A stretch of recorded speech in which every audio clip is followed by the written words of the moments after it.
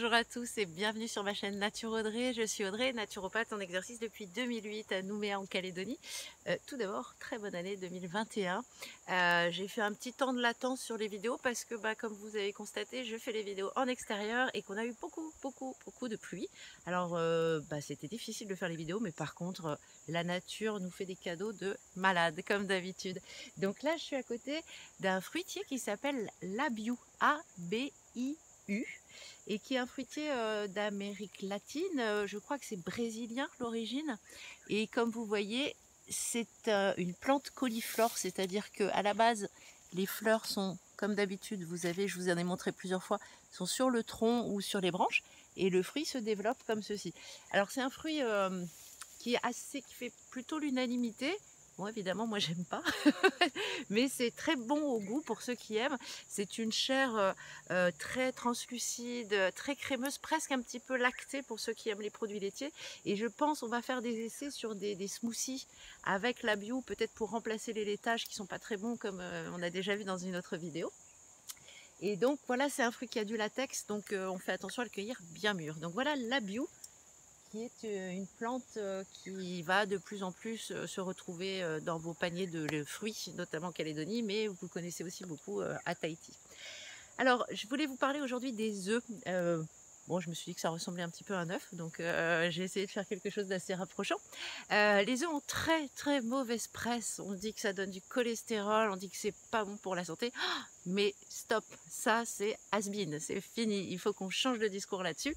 Au contraire, les œufs, lorsque vous allez les consommer de manière régulière, et je précise bio, parce que effectivement s'ils sont pas bio, là on va avoir tout un tas de cochonneries dedans.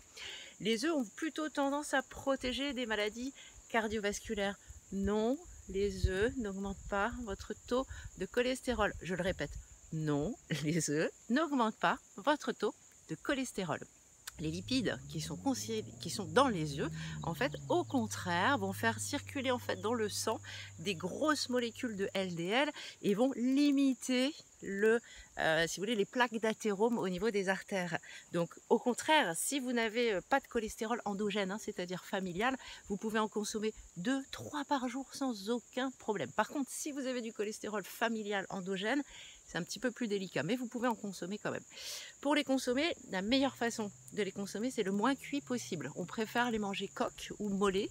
On évite les œufs durs, les omelettes sèches, les œufs au plat qui sont secs. Et puis le matin, c'est une super source de protéines qui va vous donner une meilleure satiété, qui va permettre d'apporter des oméga 3 si les poules ont été nourries correctement, et ça protège donc votre cardiovasculaire. Il y a aussi des vitamines qui vont protéger vos yeux, donc vous allez avoir une meilleure vision. Pour les femmes enceintes, ça va aider à la formation du cerveau de votre enfant. C'est une protéine qui est hyper équilibrée, qui donne une satiété d'excellente qualité, et vous n'aurez pas de coup de barre dans la matinée. Donc le matin, si vous aimez ça, mais ne vous privez pas de manger des œufs au petit déjeuner. Voilà ce que je pouvais vous dire sur les œufs. Je voulais faire un point parce que je le répète trop souvent en séance, et que je pense que du coup il faut vraiment insister. Non, les œufs ne donnent pas de cholestérol. Je suis redondante, je me répète, mais c'est pas grave. Voilà ce que je voulais vous dire aujourd'hui. Si ça vous a plu, n'hésitez pas à liker, à partager, à vous abonner si vous souhaitez recevoir les futures vidéos. Et puis moi, je vous embrasse, bien naturellement.